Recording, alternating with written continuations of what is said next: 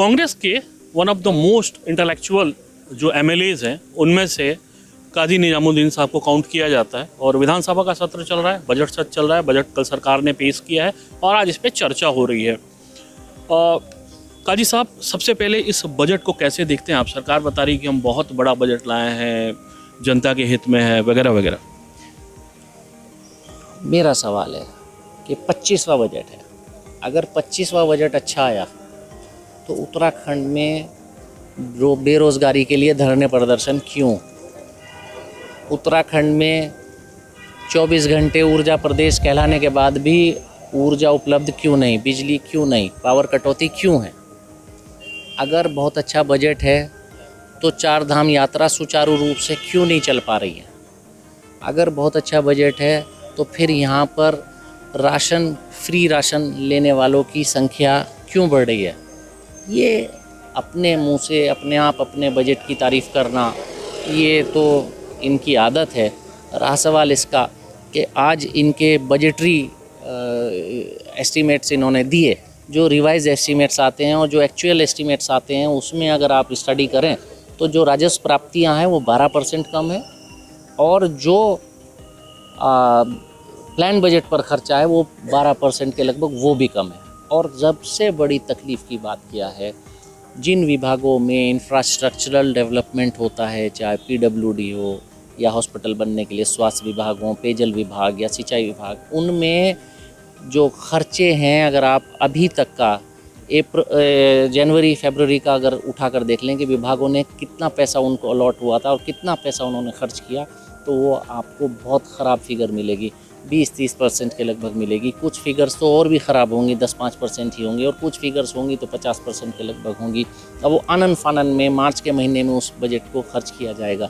तो वित्तीय प्रबंधन अच्छा नहीं है, दूसरा राजस्व प्राप्तियाँ अच्छी नहीं हैं, तीसरा जो इस स्टेट के बारे में मैं बार बार कह रहा हूँ, अगर वैट प्रणाली टैक्स होता तो उसमें और आज के जीएसटी लागू होने में कम से कम 20-25 हज़ार करोड़ रुपए का नुकसान राजस्व में हमारे स्टेट को है। वो सारी चीज़ें काउंट करें तो हमारे स्टेट के नॉन प्लान बजट जो कमिटेड एक्सपेंसेस हैं उसको ही मीट आउट करने के लिए हमारी जो प्राप्तियां हैं वो नाकाफ़ी हैं। अच्छा सर, आपने एक बात कही कि पहले जब भी हाउस चलता था, पंडित तिवारी जी के समय में, इवन की खंडूरी जी के समय में, आप लोगों को पर्याप्त समय मिलता था। कल बजट पेश हुआ, आज से चर्चा शुरू हो गई। आपको क्या लगता है जो टाइम टेन्योर है वो कम है, इसको और एक्सटेंड करने की ज़रूरत है, इसकी मांग भी आप लोग कर रहे हैं? लगातार नियमावली की धज्जियाँ इस सरकार में उड़ रही हैं और दुखी मन के साथ मैं हर बार इंगित करता हूँ, लेकिन अब मैं भी थक चुका। कल मैंने जो नियमों के उल्लंघन हुए, मैंने मैडम स्पीकर को वैसी किताब भेजकर दिखवा दिए।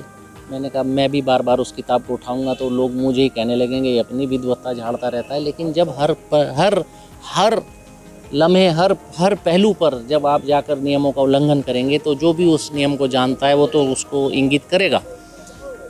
4 दिन कम से कम राज्यपाल के अभिभाषण पर चर्चा होनी चाहिए, उसमें सुझाव आते हैं, उसमें उसकी क्रिटिसिज्म होता है तो सकारात्मक विचार आते हैं। फिर ऐसे ही बजट पेश होने के 2 दिन बाद फिर 4 दिन कम से कम चर्चा होनी चाहिए, 2 दिन इस वजह से ताकि सदस्य उसको पढ़ लें, देख लें, रिसर्च कर लें, उसकी जानकारी हासिल कर लें, अपने आप को अपडेट कर लें ताकि सदन में आकर वो अपने बेहतर सुझाव दे सकें। फिर 4 दिन की उसमें चर्चा है, फिर विभागवार चर्चा है, ज़्यादा से ज़्यादा 2 विभागों की चर्चा होनी चाहिए। अब सरकार कह रही है हम 1 लाख करोड़ का बजट लाएँ, तो 1.5 दिन में बल्कि 1.5 दिन भी नहीं, चंद घंटों में 1 लाख करोड़ रुपए को आप पास करेंगे, ये कहाँ तक न्यायोचित है? 1 लाख करोड़ रुपए का अगर आप यहाँ बजट पास कर रहे हैं तो उस पर एक क्यों विस्तृत चर्चा नहीं होनी चाहिए? किस बात से सरकार बचना चाहती है, क्यों? और विधानसभा में बैठने और विधानसभा में बोलने और विचार रखने के लिए ही विधायक चुने गए हैं। तो अगर वो विधानसभा में ही नहीं बैठेंगे, सरकार विधानसभा के ही प्रति जवाबदेह नहीं होगी, तो सरकार का रोल क्या है? तो फिर विधायिका और कार्यपालिका दोनों इससे कमज़ोर होते हैं, और विधायिका और कार्यपालिका जब इससे कमज़ोर होते हैं तो इससे ब्यूरोक्रेसी को मजबूती मिलती है, और ब्यूरोक्रेसी फिर वो हरकतें करती है जो कल आपने कैग की रिपोर्ट टेबल हुई उसमें वो कामियाँ देखी कि कहीं मोबाइल ख़रीद लिए और कहीं अपने ऑफिस के सज्जा कर ली और कहीं पैसे पड़े हैं वो खर्च नहीं हो रहे हैं या उनका मिसयूज़ हो रहा है जो कि वित्तीय प्रबंधन से बाहर है।